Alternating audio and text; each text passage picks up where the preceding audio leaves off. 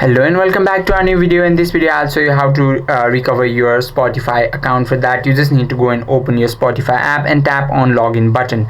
There you need to enter your email if you're using your email to log in, or you can simply continue with Google, Facebook or password. For that you don't have to remember password, but if you forgot their password you need to go to their, if you forgot this password, go to that app and reset from there. And let's come back to our main point.